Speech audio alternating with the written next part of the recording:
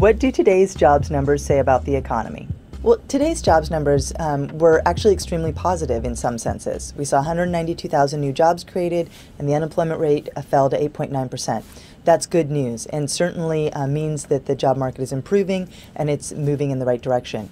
However, we need to see a lot more jobs created each month in order to soak up all of the unemployed folks out there who need work.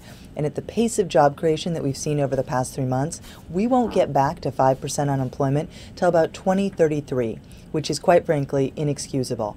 So while today's numbers were good, we need to see even better numbers in the future so we can get back to full employment.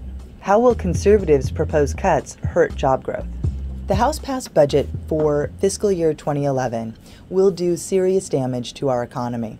Now, economists estimate, and actually economists at Goldman Sachs, who are advising wealthy clients on where the economy is headed, they estimate that this House-passed budget bill will actually reduce economic growth by 1.5 to 2 percentage points in the next couple of quarters. That's significant, and it means that this is really not putting our economy on the right track. Now, the second problem with this House-passed budget bill is that it not only strips the economy of necessary demand right when we can ill afford it, but it does so in ways that actually reduce our investments in the future. So it's bad in the short term, bad in the long term. They cut investments in infrastructure. They cut investments in education, things that actually will help our economy grow and thrive in the long term. So quite frankly, this budget is not good for our economy. What do we need to do to create jobs and spur economic growth?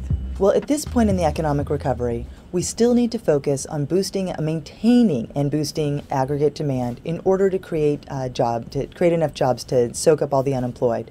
You know, there's this survey that comes out every month from the National Federation of Independent Businesses. These are small business owners, and what they report month after month is that they need to see sales. They need to see customers coming through the door, and so that's one of the most important things that policymakers can do is to make sure that we maintain federal spending and help the states and localities maintain their spending, so they're not laying people off and reducing sales for small, medium, and large businesses all across the country. The second thing that we need to do is now is the right time to invest in infrastructure here in the United States. Interest rates are low, there's a lot of unemployed people, there's a lot of unemployed resources. Let's put those people and resources to work reinvesting in America. The American Society of Civil Engineers says that we need to spend over a couple of $1 trillion over the next 5 years just to upgrade our infrastructure to where it should be. So those are the kinds of investments that we should be making now, and they'll create jobs in the short term.